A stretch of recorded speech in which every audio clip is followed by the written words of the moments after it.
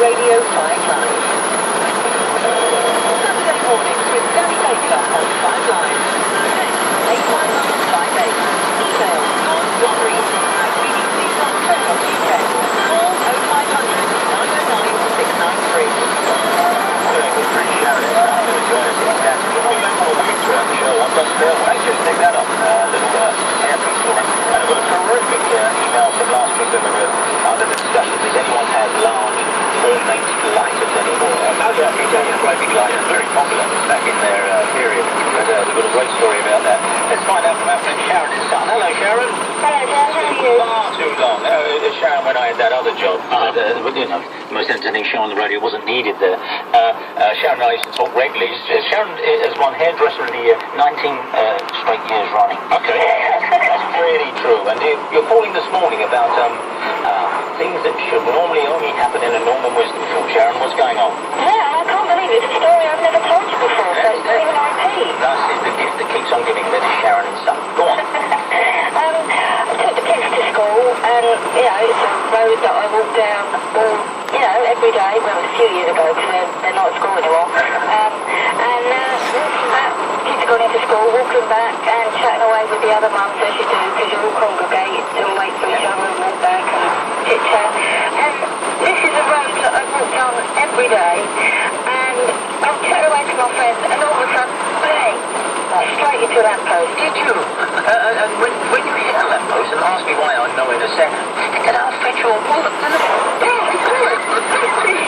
Dad, to have me up. I mean, No, realize how fast one perambulates, how fast the normal walking speed is, until you walk into someone put a lamppost in the way that wasn't there the day before, and there it is, your spread eagle.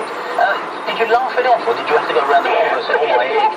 Why didn't you tell me that the lamppost was there? She said, oh, I thought you'd say, I know. Well, this fellow walked backwards into our pond, which has spawned this, by the way, Sharon, and he really went in up to his hips, and we pulled him out, and his assistant looked, and the thing is, of course you laugh once, well, that's all there is to it, you don't even check with him, he's all right, and he said, I didn't see it. I said, it's pretty visible, and you were walking backwards into it, and also I could have done with having my hair cut on that day, Sharon. My wife said, why didn't you have your hair cut? Look at you. I look like Max Wall at the minute. I did think that, actually, when you won the award. I did think, thanks you a lot. didn't need a haircut there. No, I do really, no, but Sharon, again, we're drifting into our redundant intimacy. Also, Sharon and something walked straight into a lamppost. How do you know about hitting a lamppost then?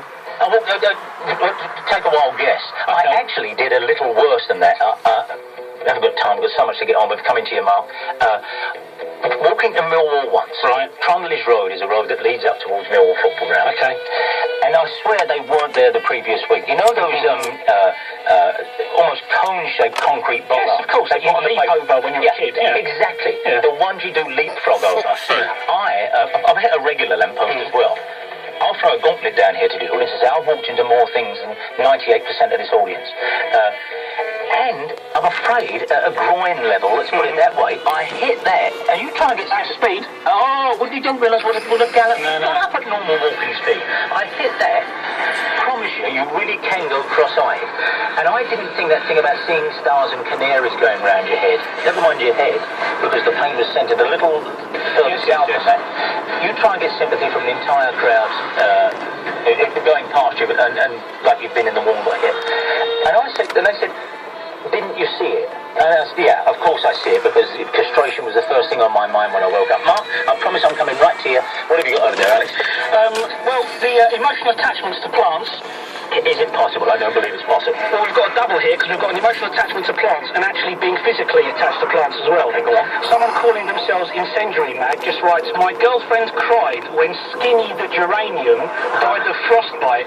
She also managed to get stuck in a bush in the Tyrolean Alps. Skinny the geranium actually wept when dear Skinny wept. Yeah, that's what it says here. I don't know how that can happen, but it's, it all behooves me to suddenly laugh at the tragedy. Mark, I promise you, stay right there. So, give us something else, Alex. Okay, my final tribute to our German friends who have come out. Oh, hold on to that then. We'll do that right at the end of the show. Let's go with Mark. Mark? Good morning, Danny. I can't tell you how. By the way, Lindsay, last week we thought she was She was not as good as she has been recently. She's getting a swelled head because she's doing a lot of telework. So, Rooney and I, we've dropped her to the bench just to see if it knocks some sense into her. She'll be It's not working too bad so far. It isn't. That's too kind. There's a rule in the media. Never go on holiday. That's what they say. Exactly. Mark, and earlier on I said, does any team play in polka dots? And I can't tell you how happy I am you're here. What have you got? Well, unfortunately, it's no one modern. You have to go back a fair way, but Doesn't two matter. clubs used to wear polka dot shirts. One subtle, one less subtle. Before they joined the league, Middlesbrough, before they picked on the Duffy Red, used to wear white shirts with dark blue collars and cuffs. And on those collars and cuffs were little white polka dots, quite subtle. When are we talking about? What era? 1889. Well, mere men were securing their sexuality. Exactly, yeah. So before that, Bolton Wanderers, the mighty Bolton, they went for it. They wore jockey shirts. White shirts with big red splodgy polka.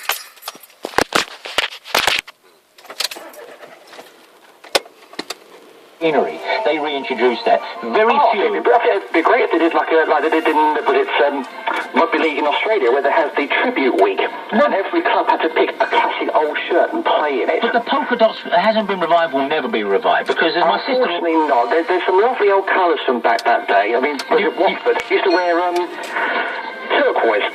Yeah, well, turquoise, I think, it would be acceptable, but the polka dot is never going to be revived, because as my sister always used to say about football shirts, they're blouses. There is that site, of course, historic football kits, which gives you every... That is That's kind of where I've got it from, Oh, Danny. did you? Well, good for you. Thank you for doing the research, because I wished I'd done that before I came out this morning. Not a problem. Mark, Glad to help. Thank you. Mark in North Tyneside is telling us, yes, one time, come on, Derby, get in touch with that side of yourself again. Or was it Bolton, rather? Bolton. Polka dot shirts. Thank you, The Mark. mighty Bolton. Polka dot shirts. And let's have a bit more of that. A little more flash, please. No matter if you can't put your Adidas logo on it. What have you got there? You're talking about Monaco earlier and how great it is to live there and to be there. That's what I'm going to do. Not according to Tony here, Oh, go on. who says that Monaco is so upmarket that we were turned away at the entrance.